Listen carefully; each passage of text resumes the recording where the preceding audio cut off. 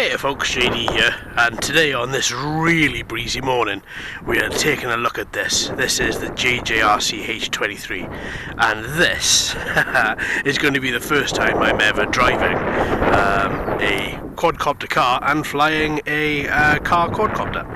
So in the unboxing we had a little look at this contraption.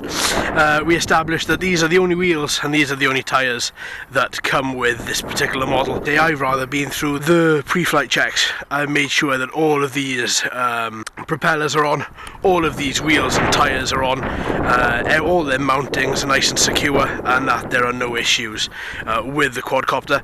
It seems to be fine, doesn't seem to have any issues at all. So what we're going to do as we are here is we're going to open the back of this, connect this up. Now there is an on and off switch with this particular quadcopter, so you're not going to be able to, you're not going to be on as soon as you put the battery in, like we've seen with a few quadcopters recently. Right, so that's going to be straight. That, there we go. That's a bit fiddly. Right, so there we go. Bay door locked, as it were. Let's turn her on.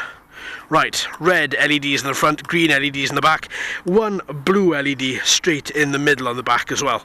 So as we've got that on, let's turn to the transmitter. Let's bind to the quadcopter again, one's up and one's down. That does bind. And let's take it for a spin. Right, so the controls are really quite... oh, these are quite strange. These are quite strange. Brilliant. So as you can see, it is the right lever, the right analog stick, which is controlling the car operation. And once again, if you want the quadcopter operation, then all you would do is push up the left analog stick. So for a single hand operation, this is pretty good. It goes at a pretty okay speed. It hasn't got caught in anything. Oh, mind the camera. It hasn't got caught in anything. It seems to be going pretty well. Do you know what? I haven't driven a remote control car. Oh, that's the camera. I haven't driven a remote control car in it has to be at least 17 years, 18 years. No, if not longer, actually 20 years I'm going to say. Maybe we have some remote control cars on the channel. Liven it up a bit. What do you reckon? Let us know in the comments. Okay, so that's the remote control car. There is nothing else for this. It is just quite literally right analog stick, and the car does operate. Oh, that's nice. Right, so now we get to the quadcopter. Whoa! And these motors really do sound quite aggressive.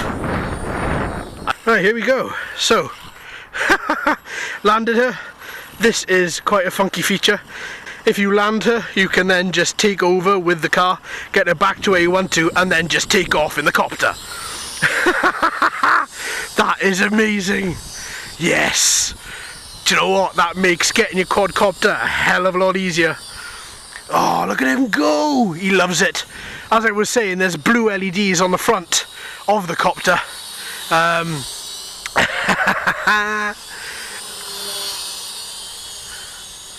Oh, I really like this. And then you can push him down, and then the car takes over. And then wheel him to wherever you want him to be, and then take off again with the quadcopter. Oh, so much fun! Do you know what? This is what RC is all about in my book. Just having fun. A crazy, stupid amount of fun. And that's what you get with this little guy. And then back to the car. Oh, not walking all the way over there. Come on, fella. And then back up.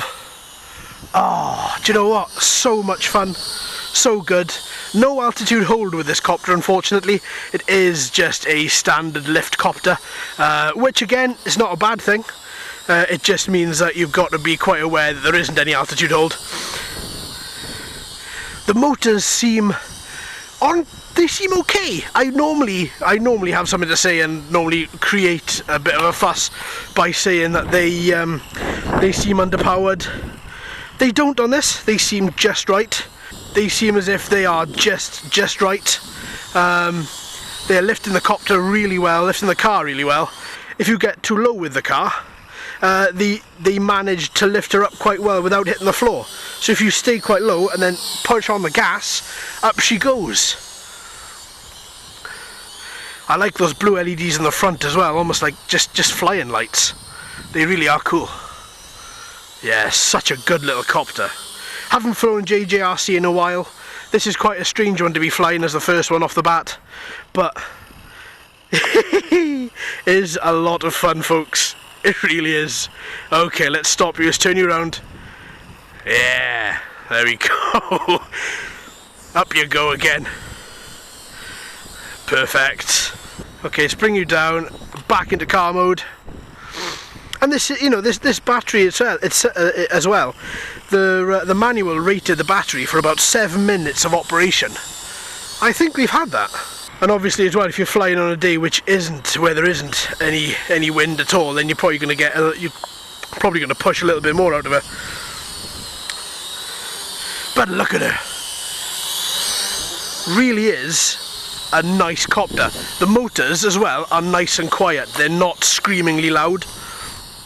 That is the first thing that makes me grit my teeth whenever I start up a quadcopter, and all they do, the motors just scream. Oh, you are a lovely little copter, you are. Okay, bring it down and then back into car. That was a bit of a harsh landing, but back into car. I mean, the control as well, you'd think. I mean, this car quadcopter car doesn't weigh that much. I mean, it is extremely light, but still, you know, they've managed to keep it extremely aerodynamic as well, and so much that it feels light when you're flying her, and it feels light when you're driving her as well. You know, and that really is good. I think we might be losing a bit of battery here. It is taking a while for the car to operate in the direction I want it to, and the motors don't seem to be as powerful, as strong on the uptake, so I think the battery is going. But still, let's fly her until she actually stops responding, because this is just so much fun, folks. I mean, and cheap as well, so cheap. I think it cost me £30 to buy, and on the quadcopter scale of price, that in itself is just ludicrously cheap. You know, and that's what you want. You want a good quadcopter, good price, multifunction, and okay, this model hasn't got a camera, but there is a model you can buy that does have a camera. No altitude hold, but still a lot of fun. Ticks all the boxes for me, at least. And those wheels as well, that little bit of foam on the wheels, you'd think that isn't going to handle a lot, but to be honest, it handles quite well.